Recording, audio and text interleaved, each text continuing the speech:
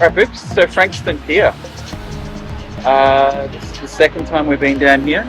It's a pretty nice little spot. Yeah, I'm quite surprised how nice this place is. Yeah, right? Right? Let's do it.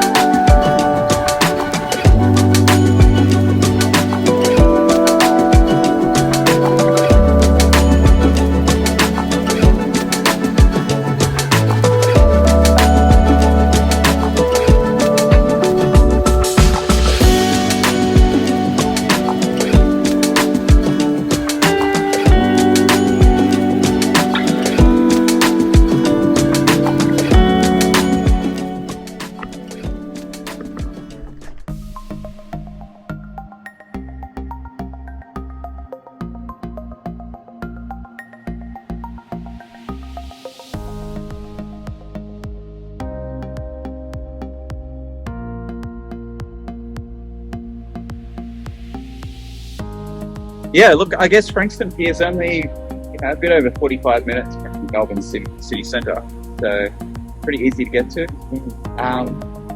Look, I guess the facilities in this place is probably the best part about it. Like, you get out of the water here, and there's showers right there. Come off, don't even take your gear off, just rinse off right away. Downside to this place, it's paid parking. But I guess if you can get in before the 9 a.m, I think the end of it is 6 p.m. We've been lucky enough to have this bar set up here today. Yeah. Last day. I mean, tons of seahorses around. More on previous one, probably around 20. Little less today, but still 15, 16. I reckon it's the place to go for the big belly seahorse. Yeah, and they're big, they're huge. I've not seen these many seahorses all together anywhere else. And the visibility seems so cool. Like, this is our second dive in here. Yep, both times have been pretty good. Yeah, the visibility has been great. Like Rye and all that sort of stuff tend to have pretty reasonable visibility, but here's, quite good. Yep, it's about 6 meters on last dive and 5 meters on this dive. So the thing with this one though is because there's a river right near it, I'd probably try and get here when the tide's coming in. Yeah. Because if it's going out, you're probably going to get reduced visibility. Although, I think it's probably still going to be okay. So, I guess getting in and out, look, I'm always a fan of getting in for sure. It's not like a massively long walk. So this one, you're probably looking about 20 meters worth of walking before it's deep enough to just swim the rest of the way out to the end. It kind of makes sense to just go in from the beach. Yep. Because otherwise it's a big walk on the pier. It is. Getting out there are a couple of ladders on each side. Not as comfortable as a lot of other places, not like right here where it's like a nice little set of steps. But we use the one on the far side. I'll draw a bit of a map of where the ladders are. Yeah, I quite like this side. It's amazing. And even like, there's quite a lot to see under the pier. Plenty of seahorses. Yeah, plenty of seahorses just hanging around there. I quite like the area towards the end of the pier as well, where there are big tires. Yeah. You know what? I always pictured Frankston Pier being messy and there might be a whole lot of rubbish there, but actually not much at all. It's quite lovely. Yeah. I'm actually surprised. Like, this is quite clean. Like, we have not seen tons of trash under here. Look, and I guess once you go from the pier onwards, there's huge artificial reef. I'll put some video from that because I got a really great picture of it from the drone where you could see all of the pieces of artificial reef. If you keep going through, there's a whole bunch of holes, bits and pieces. Well, quite a lot of pictures hanging around there. I actually love what they're trying to do, trying to make a reef up there, and you can see like it's starting to shake a little bit of foam now. Today we really kind of took a bit of a skill set, doing some mask drills and wall drills, blast drills, laying some lines. Yeah, laying some lines. SMB is not part of the deal, but we do it all the time anyway. Yeah. Look, to be honest, I think the SMB is one of those things that you can get yourself really focused on your buoyancy.